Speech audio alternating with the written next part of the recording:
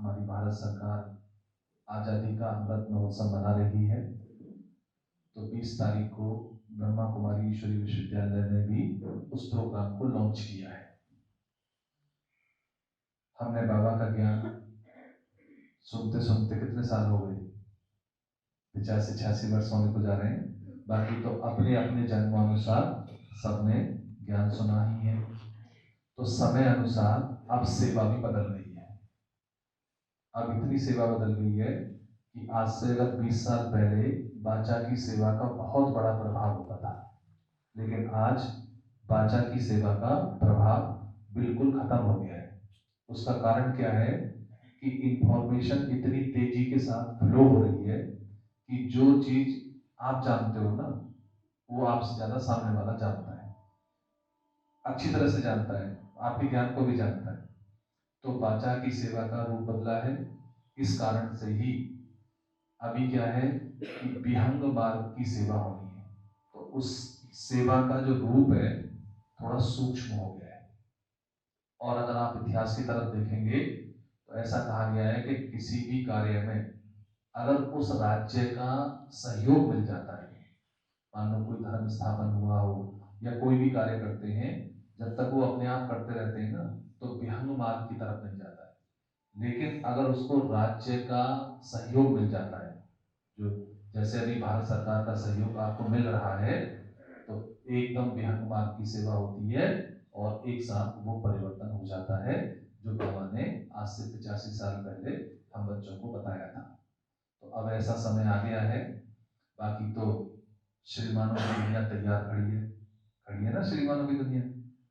और अब भी श्रीमान श्रीमती तो हम भी है, अब भी है ना सभी श्रीमान और श्रीमती। बाकी फर्क कितना है कि अभी राज्य है रावण का।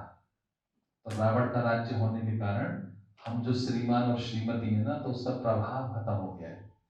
और जैसे ही कुछ दिन बाद हमारा राज्य आएगा, जो अब दिखने लगा है, तो फिर क्या होगा? हमारी जो दुनिया है, किसकी दुनिया है? श्रीमानों की दुनिया है। बड़ा अच्छा शब्द है ये। हमारे जगदीश भाई जी कभी भी क्लास कराते थे ना, मुझे बहुत अच्छा शब्द लगता था। भक्ति मार्ग में भी इसका यूज हुआ है और भाई साहब भी बहुत करते थे। वो कहते थे कि भक्ति मार्ग में कहते हैं कि अगर आप इस कथा को सुनेंगे और दूसरों को सुनाएंगे, तो आपका जन्म श्रीमानों के घर में होगा। तो ऐसे ही हम जो बाबा हमें ईश्वरीय ज्ञान या कथा सुना रहे हैं, उससे क्या होगा? हमारा जन्म कहाँ होगा? श्रीमानों के यहाँ पर होगा। ठीक है ना? तो बाकी तो अभी क्या है, बाचा की सेवा से हमें दूसरी सेवा करनी है, जैसे अभी दीदी जी ने विस्तार में बताया। क्योंकि ये जो छोटी छोटी गलती हो जाती है ना, उससे विकर्म चढ़ जाते हैं और बोलने से आजकल प्रभाव हो गया है खत्म, तो उसका असर कम होता है। तो आजकल कौन सी सेवा में ज्यादा ध्यान देना है? चलन और चेहरा, और मन से जितना हो सके शुभ भावना रखनी पड़ेगी, तभी तो दूसरों के ऊपर इसका प्रभाव पड़ेगा। ओम शांति। अभी आपने सुना कि आज हम आज़ादी के अमृत महोत्सव और उसके साथ स्वर्णिम भारत की ओर ये मनाने के लिए एकत्रित हुए हैं। तो जैसे कि ये शब्द ही याद दिलाता है, सीधे आज़ादी और गुलामी दो ही शब्द हैं। बातें तो बहुत सारी हैं इसमें कि मनु देश जब गुलाम था तो सब आज़ादी चाहते थे, लेकिन आज आज़ाद है तो भी वो क्या है, देश तो आज़ाद हो गया पर हम अपने आप से क्या है, गुलाम हैं। तो इसमें एक शब्द मुझे अपने आप में लगता है कि जिससे बाबा हमको कहते हैं अभी कलयुग चल रहा है तो हमको सतयुग की ओर जाना है। तो हम संगम पर इसका पुरुषार्थ कर रहे हैं। तो कलयुग में आत्मा कुछ ना कुछ अभी भी पुराने स्वभाव कहें, संस्कार कहें, बुराइयां हैं, उसकी गुलाम है। और सतयुग जो है वो सुख की दुनिया है, शांति की है, समृद्धि है, संपन्न है। तो हमने ऐसी दुनिया में जाना है और वो लक्ष्य भी है। तो उसके लिए हमारे को इन सब चीज़ों से अपने आप गुलामी से हमारे को आज़ाद करना पड़ेगा।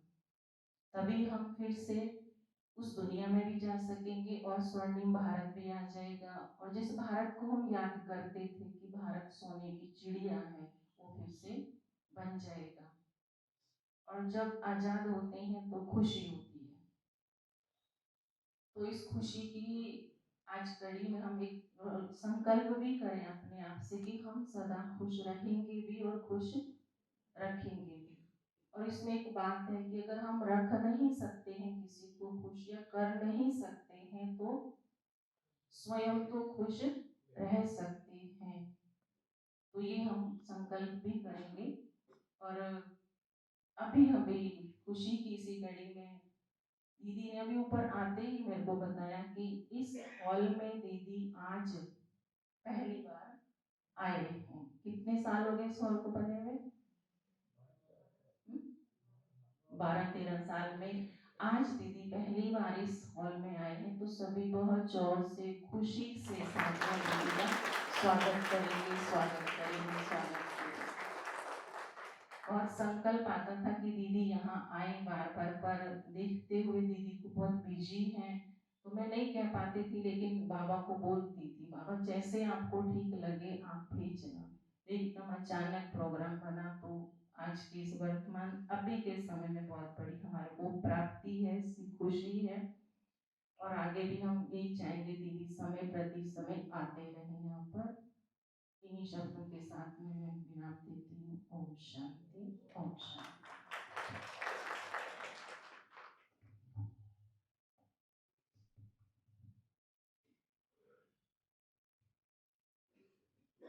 ओम शांति।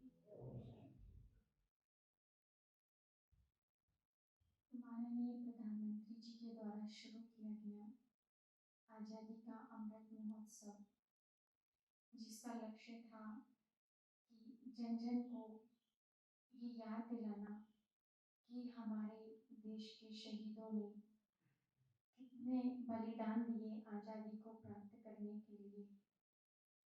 और उसके बाद देश की जैसी स्थिति थी उसको उभारने के लिए कितना प्रयास किया गया, कितना अमृत इन 75 वर्षों में निकल के आया। उसी लक्ष्य को ध्यान में रखते हुए ये अमृत महोत्सव का जो कार्यक्रम था वो माननीय प्रधानमंत्री जी के द्वारा शुरू किया गया। तो उसी को ही आगे बढ़ाते हुए ब्रह्मा कुमारी संस्थान के द्वारा स्वर्णिम भारत की ओर, क्योंकि गांधी जी भी चाहते थे कि राम राज्य हो, तो वो राम राज्य कैसे आएगा, स्वर्णिम भारत की ओर हम कैसे आगे बढ़ सकते हैं, वो मैं कुछ पंक्तियों के माध्यम से बताना चाहती हूँ। आज़ादी का अमृत महोत्सव हम सबको बनाना है। देश के वीरों की शहादत को जन जन को याद दिलाना है। कुर्बानी देकर उन वीरों ने अमूल्य आज़ादी का तोहफा दिया। इस देश को राम राज्य बनाकर अब हमको दिखाना है। अहिंसा परमो धर्म को अपना संस्कार बनाना है। स्वर्ग बने भारत हमारा, ऐसा कर्म कर दिखाना है। सोने की चिड़िया बने देश हमारा, ऐसा पुरुषार्थ कर जाना है। आज़ादी का अमृत उत्सव अब हम सबको मनाना है। स्वर्णिम भारत के सपने को साकार कर दिखाना है। अमृत से बहे एकता, सब धर्मों को एक हो जाना है। धर्म निरपेक्ष हो जाए देश हमारा, ऐसा धर्म अपनाना है। हिंसा के जंजीरों को तोड़ भारत को शांति दूत बनाना है। क्या कहते हैं गांधी जी के 3 बंदर, सबको ये समझाना है। रावण की गुलामी को भी छोड़ भारत को विश्व शक्ति बनाना है। कमजोरी के पिंजरे को तोड़ स्वर्णिम भारत लाना है, स्वर्णिम भारत लाना है। ओम शांति।